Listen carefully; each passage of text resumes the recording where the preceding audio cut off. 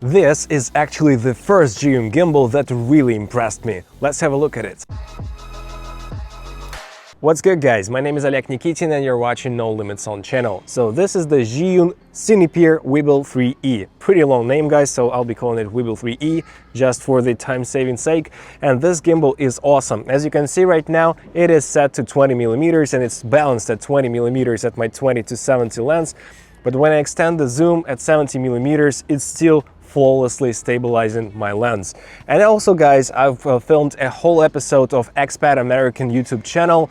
Let's have a little plug from Joseph. So guys, I'm right here with the Expat American, Joseph. Here I am. And we're filming his YouTube video using the Zhiyun Weebill 3E gimbal throughout the entire video. I hope you'll love the footage. I hope I will too. It certainly looks smooth. Yeah, it looks It's like got its own brain. As you move your hand, it's just constantly recorrecting. That's the point. And it's also super lightweight. That is why I'm not very tired, but I'm still sweaty like crazy. Because it's hot. It's hot. Russia is hot sometimes. Exactly. So let's move on, guys. So guys, I'll leave a link to this particular video down below. It's completely shot on the ZV-E1 and 20-70 and this Weebill 3E gimbal, so you can see all of the quality of stabilization and a lot of test footage in this video as well. And to be honest, guys, this gimbal is a lot better than the DJI RS3 Mini. I think like 2 times better in terms of stabilization. And also I've compared this gimbal to my Moza Aircross S gimbal, which is right here. It's a bit smaller and lighter, but the quality of stabilization is not even comparable to this one, because this can only handle my Sony FX30 with Viltrox 13mm f1.4, which is filming me right now, by the way. And this gimbal can handle everything I throw at it, no matter it's like 17-70 f2.8 Tamron lens, this full frame camera in a cage with the 20-70, which is also not small, especially extended. And I also did compare this gimbal with my good old DJI Ronin S, which is huge, by the way, and super heavy. I got really tired while making the tests. I'll show you the tests in a minute and I'll comment on those. So now, guys, let's have a look at this gimbal and its nuances, pluses, minuses, etc. So guys, this Weebill 3 gimbal can work up to 10 hours of work time, and on my shoot with Joseph, we've been shooting for around 2.5 hours, and I only lost one part of the battery status, which is great, and I didn't turn off the stabilizer at all. So also, guys, I do like the ergonomics. It's super easy to hold. We have a pretty big tripod feet right here. Also in the kit you'll get a foam case, which is not my favorite. I would much prefer kind of a bag, but the foam case is fine. Also, it has the Manfrotto tripod plate, and it fits all of my Manfrotto tripods, basically, because some tripod plates don't fit several and certain tripod heads.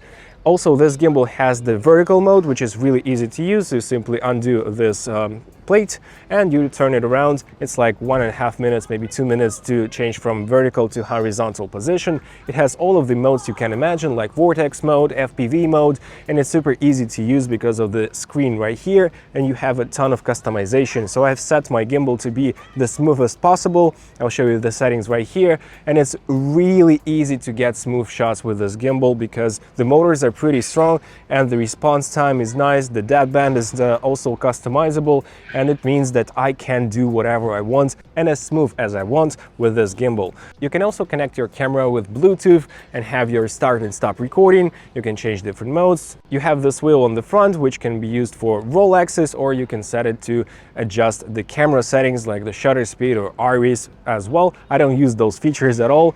You need to connect your camera with a USB Type-C cable right there. But I do think that gimbal is a gimbal, and I simply use my camera here and gimbal right here. I don't even use the record button. I'm okay with pressing this button in all of my shoots. So I did have another shoot in the airport. Unfortunately, I'm not able to show you the footage, but I did have the same, exactly the same shoots throughout the years, and I was using the Moza Aircross S sometimes and also the DJI Ronin S sometimes. And I can say that the Weebill 3E is on par with the DJI Ronin S in terms of stabilization, at least with this size of the camera.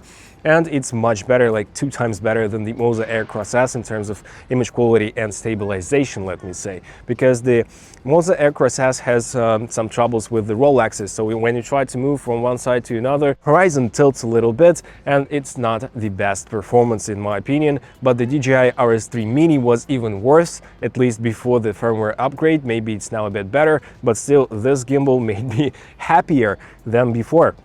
because it's only 1 kilogram of weight. The camera and lens is around 1 kilogram as well, so 2 kilos, and I can carry it all day without having the back pain in my back basically. So on the left we have the Moza Aircross S with Sony FX30 and Viltrox 13mm f1.4 lens, 20mm full frame equivalent, and on the right Weebill 3E with the ZV-E1 and 20-70 lens at 20mm.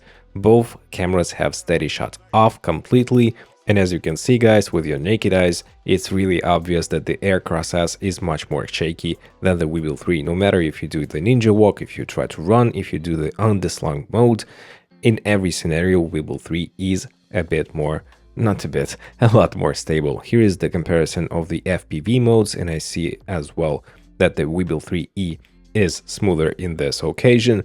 And here is my classic test, the orbit shot of a tree, and here you can see direct comparison of the orbital shots of those two gimbals, and in my opinion, Weebill 3E in here is a lot better as well. And by the way guys, those two setups are exactly the same, I mean camera and lens combination in terms of the weight. So here we have the DJI Ronin S, the first generation, compared to the Weebill 3E on the right, and to my eyes it's more or less similar when you do the ninja walk. When you start to run, actually the Weebill seems a bit more smooth. Write down in the comment section below if you do think in a different way. But right here on the underslung mode, I can definitely tell that the Weebill 3 is smoother than the DJI Ronin S. And here is the orbital shot. My Ronin is set to very smooth settings, and I do love smooth settings on my gimbals. But as you can see right here, guys, it's also a bit more jerky than the Weebill 3E. I'm shocked, to be honest. So guys, you saw everything with your own eyes, and I do think that this gimbal is the best bang for a buck if you need a compact gimbal. Much better than the RS3 Mini for sure. I would not buy this gimbal. It was a fail by DJI in my opinion, even though it's got better with the firmware update. So this Zhiyun gimbal is $250, and it's a killer price in my opinion. I wish it had a different case, not a foam case, but other than that, no complaints whatsoever. And I do think that this is the best stabilization system, stabilizing system for the money and for the compact size that you can get. If you have a smaller camera, like under 1.5 kilos setup, you'll be more than satisfied with this beast of a tiny gimbal.